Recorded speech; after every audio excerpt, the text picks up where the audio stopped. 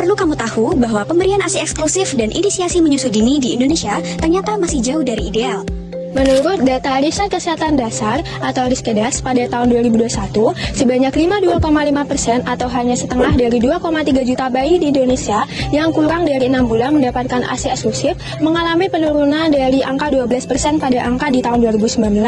Menurut WHO, inisiasi menyusui dini atau IMD adalah proses meletakkan bayi yang baru lahir di dada seorang ibu dan membiarkannya menyusu setelah waktu jam pertama kelahiran. Apa sih manfaat dari IMD itu?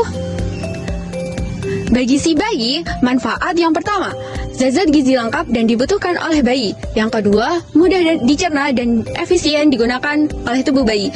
Yang ketiga, kolostrum ini sangat penting melindungi bayi dari berbagai infeksi. Inisiasi menyusui dini tidak hanya bermanfaat bagi si bayi, akan tetapi memiliki berbagai manfaat bagi si ibu. Apa sih manfaat itu? Untuk yang pertama, yakni mengurangi risiko pendarahan dan anemia. Yang kedua, mengurangi risiko terjadinya ca ovarium, ca mamae, dan diabetes tipe 2. Yang ketiga, menunda kehamilan baru atau MAU. Bagaimanakah proses tahapan IMD itu? Supaya lebih jelas, mari simak video berikut ini. Yang pertama, bayi menangis. Yang kedua, rileks. Jadi, bayi diletakkan di dada ibu dan perawat memakaikan topi di kepala bayi dan menutupi punggung dengan selimut. Yang ketiga, bayi mulai membuka mata. Yang keempat, bayi mulai membuka mulut dan menggerakkan mulut.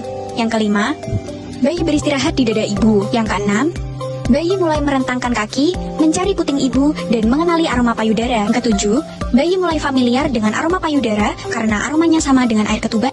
Meski sangat dianjurkan, pelaksanaan IMD masih menghadapi sejumlah tantangan. Di antaranya, yang pertama, kurangnya pengetahuan tenaga kesehatan akan pentingnya dan cara pelaksanaan IMD.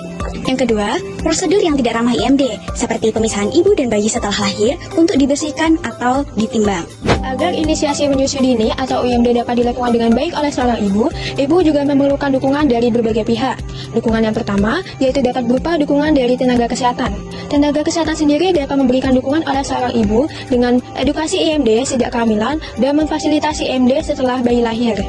Dukungan yang kedua yang diberikan kepada ibu dapat berupa dari dukungan keluarga, baik dari suami, mertua, atau orang tua dari ibu sendiri. Nah, dukungan keluarga sendiri berperan penting dalam mendorong dan mendukung proses IMD saat ibu menyusui. Dukungan yang ketiga yaitu dapat pendidikan saat antenatal care.